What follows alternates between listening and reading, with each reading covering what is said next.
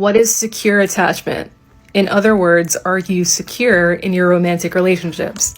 Secure adults show healthy and balanced behaviors in their relationship. They seek out emotional support from their partners and provide such in return. These adults are comfortable being on their own. They do not need reassurance in order to feel valued or worthy of love, yet this does not mean they reject or do not want intimacy or emotional closeness. These partners also have a positive view of others. They tend to trust their partners and do not feel the need to be jealous or doubt their loved one's intentions. They are able to accept displays of affection without fear or confusion. I posted a video yesterday about what it would look like to be on a first date with someone who has a secure attachment style. This imaginary date expressed a desire for emotional closeness and a long-term commitment, but they also expressed 3 beliefs that a lot of people were not fond of. I don't like texting my partner 24/7. I feel like when you become too consumed or too preoccupied in your romantic relationship, you lose balance. And then the other areas of your life that are also important tend to suffer. I feel like you should check in with your partner and let them know where you are and when you're coming home. That's consideration. But if a person needs continuous updates after that's been communicated, that speaks to relationship anxiety and a lack of trust in their partner.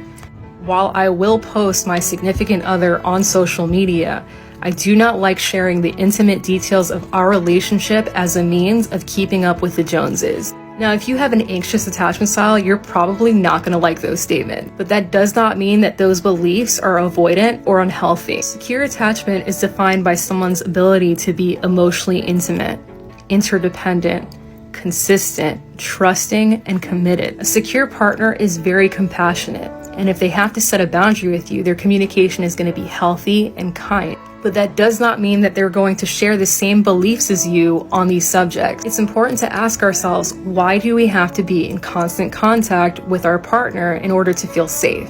Why do we feel uneasy when our partner is not within that physical proximity? Why do we feel the need to seek out external validation from people on the internet when it comes to our romantic relationships?